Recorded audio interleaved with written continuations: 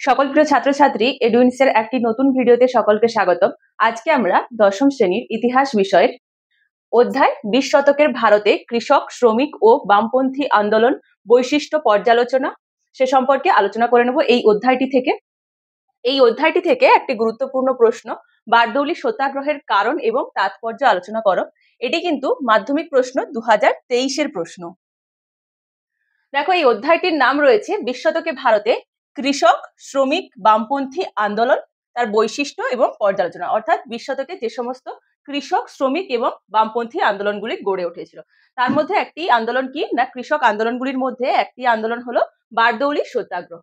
এই 20 শতকের সময়কালে 1900 থেকে 20 শতকের সময়কালে এই সময়কালে ব্রিটিশ সরকারের বিরুদ্ধে যে অনেকগুলি আন্দোলনই গড়ে উঠেছিল, যার মধ্যে কৃষক আন্দোলন এবং উপজাতীয় আন্দোলন, শ্রমিক আন্দোলন এগুলি কিন্তু উল্লেখযোগ্য। আমাদের ভুল হয় একটি জায়গাতে, এই উপজাতীয় আন্দোলন এবং কৃষক আন্দোলনের মধ্যে। দেখো, উপজাতীয় আন্দোলন অর্থাৎ একটি বিশেষ সম্প্রদায়ভুক্ত গোষ্ঠীর মানুষ ব্রিটিশ সরকারের বিরুদ্ধে যখন তাদের ক্ষোভ বা প্রতিরোধগুলি গড়ে ওঠে তখন তাকে বলা হয়ে থাকে উপজাতীয় আন্দোলন। যেমন কোন কোন আন্দোলনগুলি রয়েছে? সাঁওতাল বিদ্রোহ, মুন্ডা বিদ্রোহ, ভিল বিদ্রোহ ইত্যাদি। কিন্তু এই বিদ্রোহগুলি দেখবে একটি নির্দিষ্ট জনগোষ্ঠীর মানুষ তাদের ক্ষোভ বা তাদের যে প্রতিরোধগুলি রয়েছে সেগুলিকে প্রকাশ করেছে। এবং কৃষক আন্দোলনগুলির মধ্যে কি কি রয়েছে? নীল বিদ্রোহ, বারদৌলি সত্যাগ্রহ ইত্যাদি। এমনকি আমরা আধুনিক যুগের ইতিহাসেও বা আধুনিক ভারতবর্ষেও কৃষকদের অনেক আন্দোলন লক্ষ্য করতে পারি। আচ্ছা, এখানে একটি আমরা জিনিস দেখতে পারি যে উল্লেখ করা হয়েছে বারদৌলি সত্যাগ্রহের কারণ এবং তাৎপর্য আলোচনা করো। এখানে কিন্তু বারদৌলি আন্দোলন কথাটির উল্লেখ নেই, রয়েছে বারদৌলি সত্যাগ্রহ। অর্থাৎ এই আন্দোলনের চরিত্র কি ছিল বা বৈশিষ্ট্য কি ছিল সেটা আমরা খুব সহজেই বুঝতে পারি। 1928 সালের গুজরাটের বারদৌলি তালুকে কৃষকদেরকে সংঘবদ্ধভাবে এই আন্দোলন গড়ে উঠেছিল। কিন্তু এই আন্দোলনের চরিত্র কি ছিল? অহিংসা ও সত্যাগ্রহের মধ্য দিয়ে এই আন্দোলন গড়ে উঠেছিল। কি না, অহিংসা এবং সত্যাগ্রহ, যেটি গান্ধীজির মূল নীতি বা গান্ধীজির মূল বৈশিষ্ট্য ছিল। অর্থাৎ গান্ধীজির নীতির উপর ভিত্তি করেই কিন্তু বারদৌলি সত্যাগ্রহ আন্দোলনের সূত্রপাত ঘটেছিল। এবং এর দুটি মূল চরিত্রের মধ্যে যেহেতু অহিংসা এবং সত্যাগ্রহকে রাখা হয়েছিল, যে কারণে এটিকে বারদৌলি সত্যাগ্রহ বলা হয়েছিল, বারদৌলি আন্দোলন নয়। এবং এটিতে মূলত ব্রিটিশ শক্তির বিরুদ্ধে কোনো লাঠি বা গুলিগালাজ এ ধরনের মধ্য দিয়ে কোনো আন্দোলন গড়ে ওঠেনি। তারা অনশনের মধ্য দিয়ে, আন্দোলনের মধ্য দিয়ে, মিছিল, মিটিং, পিকেটিং এর মধ্য দিয়ে, এইসবের মধ্য দিয়ে তাদের ক্ষোভগুলিকে প্রকাশ করেছিল। এর মূল কারণগুলি কি ছিল? আচ্ছা, কত খ্রিস্টাব্দে 1928 সালে গুজরাটের বারদৌলি তালুকের কৃষকরা অহিংসা এবং সত্যাগ্রহের মধ্য দিয়ে সংঘবদ্ধভাবে ব্রিটিশ শক্তির বিরুদ্ধে এই আন্দোলনকে গড়ে তুলেছিল। মূল কারণ কি ছিল না, উচ্চ সম্প্রদায়ের বিরুদ্ধে আন্দোলন। বারদৌলি সমাজ দুটি ভাগে বিভক্ত ছিল। একটি কি ছিল? উজলিফ রাজ, অপরটি কি ছিল? কালিফ রাজ।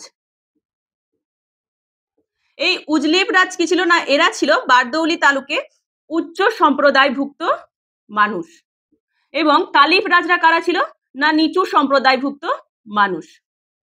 এখান থেকে আমরা দুটি এমসিকিউ বা এসিকিউ প্রশ্ন পেতে পারবো যে উজলিফ রাজ কারা ছিল এবং কালিফ রাজ কারা ছিল। উজলিফ রাজ ছিল উচ্চ সম্প্রদায়ভুক্ত মানুষ যারা বারদৌলি তালুকের বেশিরভাগ জমির মূল অধিকারভুক্ত ছিল। এদের অধীনেই কাজ করত এই কালিফ রাজভুক্ত মানুষরা, যাদের ওপর এই উজলিফ রাজ সম্প্রদায়ভুক্ত মানুষরা নিপীড়ন, অত্যাচার করত এবং তাদের থেকে কর নেওয়া, কৃষিকাজের ফসল নেওয়া, এই সমস্ত কিছুর জন্য তাদের ওপর খুব অত্যাচার করা হতো এবং নিপীড়ন করা হতো। যে কারণে এই উচ্চ সম্প্রদায়ভুক্ত মানুষদের বিরুদ্ধে এই আন্দোলনটি গড়ে উঠেছিল, যেটি ছিল এর প্রধান কারণ। দ্বিতীয় কি না, কর বৃদ্ধি। 1925 খ্রিস্টাব্দে বন্যার কারণে এখানে ফসলের অনেকটাই নষ্ট হয়ে গিয়েছিল। কিন্তু ফসল নষ্ট হয়ে যাওয়ার পরেও ব্রিটিশ রাজ বা ব্রিটিশ শক্তি তাদের ওপর 30% কর প্রথমে বৃদ্ধি করেছিল। কত শতাংশ? 30%। পরবর্তীকালে সেটিকে কিছু পরিমাণ কমিয়ে 21.9% করা হয়েছিল। তাহলে প্রথমে কত শতাংশ বৃদ্ধি করেছিল? 30%। পরবর্তীকালে সেটিকে একটুখানি কমিয়ে করা হয়েছিল 21.97%। অর্থাৎ যদি মনে করো যে কৃষকদের করের পরিমাণ ছিল 1 টাকা, অর্থাৎ মনে করো যে যদি কৃষকদের করের মূল্য হয় 1 টাকা, তাহলে সেখানে বৃদ্ধি করা হয়েছিল তার 30%, পরে সেটিকে একটুখানি কমিয়ে করা হয়েছিল 21.97%। 3 নম্বর কি না সামাজিক সংস্কার। এই সময় বারদৌলির সমাজে বিভিন্ন ধরনের কুসংস্কার প্রচলিত ছিল, সাথে সাথে যে অসামাজিক বিভিন্ন ধরনের কাজকলাপ, যেমন কি মদ্যপান, পণ প্রথা, এ ধরনের নানান অসামাজিক কার্যকলাপ চলেছিল। তো সেই সমস্ত অসামাজিক কার্যকলাপের বিরুদ্ধে সংস্কার কাজ শুরু করেছিলেন, যাদের মধ্যে কয়েকজন গুরুত্বপূর্ণ নেতৃত্বের নাম হলো কল্যাণজি মেহতা ও দয়ালজি দেশাই, যারা এই সময় সামাজিক সংস্কারমূলক কাজে এগিয়ে এসেছিলেন। তো এগুলোই ছিল এই বারদৌলি সত্যাগ্রহের মূল কারণ। এখন আমরা জেনে নেব এর তাৎপর্য কি রয়েছে, অর্থাৎ এটি সমাজের ওপর কতটা প্রভাব বিস্তার করেছিল। প্রথম কি না গঠনমূলক কর্মসূচি। এই সমস্ত যে অসামাজিক কার্যকলাপ, এগুলির বিরোধিতা করার জন্য বিভিন্ন বিদ্যালয়, সংগঠন, সভা ইত্যাদি গঠন করা হয়েছিল। এরকম একটি সংগঠনের নাম হলো পতিদার যুবক মণ্ডল গঠন। পতিদার যুবক মণ্ডল ছিল এ ধরনের একটি সংগঠন। এখান থেকে আমরা এমসিকিউ বা এসএকিউ প্রশ্ন পেতে পারি যে পতিদার যুবক মণ্ডল কোথায় গঠিত হয়েছিল, না বারদৌলি তালুকে। তালুকটি কি না যে জেলা বিভাগ আমাদের সমাজ মানে আমাদের বর্তমান ভারতবর্ষে যে কোনো রাজ্যের অন্তর্ভুক্ত বিভিন্ন জেলাকে বিভক্ত করা হতো, সেই জেলার মধ্যে বিভিন্ন মহকুমা, থানা রয়েছে।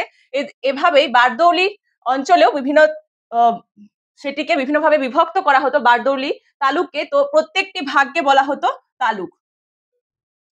তালুকটি কি তাহলে একটা ছোট অঞ্চলকে যে বিভিন্ন বা বারদৌলি সমস্ত অঞ্চলটিকে যে ক্ষুদ্র ক্ষুদ্র অঞ্চলে বিভক্ত করা হয়েছিল, তার প্রত্যেকটি অঞ্চলকে বলা হতো তালুক। আচ্ছা, দ্বিতীয় নম্বর কি না নেতৃত্ব প্রদানকারী মানুষের সৃষ্টি। দেখো এখানে আমি বুঝিয়ে দিচ্ছিলাম যে তালুকটা কি না একটি বৃহৎ অঞ্চলকে ক্ষুদ্র ক্ষুদ্র ভাগে বিভক্ত করা হতো, তার প্রত্যেকটি ভাগকে বলা হতো তালুক। তো এখানে দেখো 13টি অঞ্চলে ভাগ করা হয়েছিল। কয়টি ক্ষুদ্র অঞ্চলে না 13টি ক্ষুদ্র অঞ্চলে ভাগ করা হয়েছিল ও 13 জন মানুষকে এর দায়িত্ব দেওয়া হয়েছিল। সমস্ত রকমের সংস্কারমূলক কার্যকলাপ এবং গঠনমূলক কর্মসূচিকে এগিয়ে নিয়ে যাওয়ার জন্য 13টি অঞ্চলে বিভক্ত করে 13 জন মানুষকে তার দায়িত্ব দেওয়া হয়েছিল। অর্থাৎ এই 13 জন মানুষকে নিয়ে আসা হয়েছিল সাধারণ মানুষদের থেকে, যাদের নেতৃত্ব প্রদানের ক্ষমতা রয়েছে সেরকম মানুষকে নিয়ে আসা হয়েছিল। অর্থাৎ সাধারণ মানুষেরা একরকম নেতৃত্ব প্রদানকারী মানুষ রূপে এই সময় তৈরি হয়েছিল। 3 নম্বর কি না আইনসভার উপর প্রভাব। এই আন্দোলনের কারণে বোম্বাই আইনসভা থেকে KM মুন্সি, লালাজি নারায়ণজি একজন ব্যক্তি, লালাজি নারায়ণজি ব্যক্তি বোম্বাই আইনসভা থেকে পদত্যাগ করেছিলেন। এই দুজন ব্যক্তির নাম আমাদের মনে রাখা প্রয়োজন। প্রশ্ন আমরা এরকম ভাবে পেতে পারি যে বারদৌলি সত্যাগ্রহের কারণে কোন দুজন ব্যক্তি আইনসভা পদত্যাগ করেছিলেন, KM মুন্সি এবং লালাজি নারায়ণজি। তাহলে তাৎপর্য কি রয়েছে না গঠনমূলক কর্মসূচি, যেখানে বিভিন্ন বিদ্যালয়, সভা, সংগঠন গঠন করা হয়েছিল। দ্বিতীয়, সাধারণ মানুষরা নেতৃত্ব প্রদানকারী মানুষ রূপে তৈরি হয়েছিল। তৃতীয় কি না আইনসভার উপর একটা প্রভাব বিস্তার করেছিল। এই সম্পূর্ণ বারদৌলি সত্যাগ্রহে নেতৃত্ব প্রদানকারী মানুষ কারা ছিলেন? সর্দার বল্লভভাই প্যাটেল, যিনি প্রধান ব্যক্তি ছিলেন, নরহরি পারিখ, রবিশঙ্কর ব্যাস, মোহনলাল পান্ডে প্রমুখ ছিলেন, যারা পুরুষ মানুষরা এগিয়ে এসেছিলেন এই বারদৌলি সত্যাগ্রহের জন্য। এই সময় নারীরাও এই আন্দোলনে এগিয়ে এসেছিলেন। যে সমস্ত নারীদের মধ্যে ছিলেন মিঠুবেন প্যাটেল, মণিবেন প্যাটেল, ভক্তিবাই, সারদা মেহতা। এই নারীদের মধ্যে থেকেই বল্লভভাই প্যাটেলকে সর্দার উপাধিতে ভূষিত করা হয়েছিল এই বারদৌলি সত্যাগ্রহের জন্য। তাহলে কারা বল্লভভাই প্যাটেলকে সর্দার উপাধিতে ভূষিত করেছিলেন? না যে বারদৌলি সত্যাগ্রহে অংশগ্রহণকারী নারীরাই তাকে সর্দার উপাধিতে ভূষিত করেছিল। তাহলে এখানে আমরা আলোচনা করে নিলাম যে বারদৌলি তালুকটি কোথায় অবস্থিত এবং কবে এই বারদৌলি সত্যাগ্রহের সূত্রপাত ঘটেছিল সেটি আলোচনা করে নিলাম, এবং এর মূল কারণগুলি কি ছিল তাও আমরা আলোচনা করে নিলাম, এবং এর তাৎপর্য কি ও নেতৃত্ব কারা ছিল সে সম্পর্কে আমরা এখানে আলোচনা করে নিলাম। শেষ পর্যায়ে আমরা দেখে নেব যে ব্রিটিশ শক্তির বিরুদ্ধে কৃষকরা, যারা কোনো এই ব্রিটিশদের মতো কোনো গুলি বা বন্দুকের ব্যবহার জানতো না, তারা সাধারণভাবে সত্যাগ্রহের মধ্য দিয়ে তাদের যে ক্ষোভ প্রকাশ করেছিল ব্রিটিশ শক্তির বিরুদ্ধে, যার কারণে বারদৌলি সত্যাগ্রহের সূত্রপাত ঘটেছিল, তার ফলাফল অনুযায়ী ব্রুমফিল্ড ম্যাক্সওয়েল কমিটি গঠন করা হয়েছিল, যারা এই করের পরিমাণ বা খাজনা বৃদ্ধি 6.07% বৃদ্ধি করেছিল। তাহলে প্রথমে কত শতাংশ বৃদ্ধি করা হয়েছিল? 30%। পরে একটুখানি কমে করা হয়েছিল 21.97%। কিন্তু তাদের আন্দোলনের কারণেই ব্রিটিশরা পরাজিত হয়ে তার কর বৃদ্ধির পরিমাণ 6.03% বৃদ্ধি করেছিল, যে কারণে কিন্তু কৃষকদের অনেকটাই সুবিধা হয়েছিল। এখানে কিন্তু আমরা এই আন্দোলনের কারণে আরেকটি জিনিস আমরা লক্ষ্য করতে পারছি যে ব্রিটিশ শক্তিশালী একটি শক্তির বিরুদ্ধে সাধারণ মানুষদের যে আন্দোলন, সেই সাধারণ মানুষরা সত্যাগ্রহের মাধ্যমে অহিংসার পথ ধরেও কিন্তু জয়লাভ করতে পেরেছিল। অর্থাৎ এখান থেকে গান্ধীজির যে নীতি তার কিন্তু জয়লাভ হয়েছিল। গান্ধীজির নীতিটি কি ছিল না, অহিংসা এবং সত্যাগ্রহের নীতি। তো গান্ধীজির এই অহিংসা সত্যাগ্রহের নীতিরও কিন্তু জয়লাভ হয়েছিল, যে কারণেই পরবর্তীকালে গান্ধীজি ভারত ছাড়ো আন্দোলন, অসহযোগ আন্দোলন, এই সমস্ত আন্দোলনগুলিতেই বন্দুক, গোলা বারুদ এগুলির পরিবর্তে তিনি অহিংসা এবং সত্যাগ্রহকে গুরুত্ব দিয়ে এগিয়ে এসেছিলেন।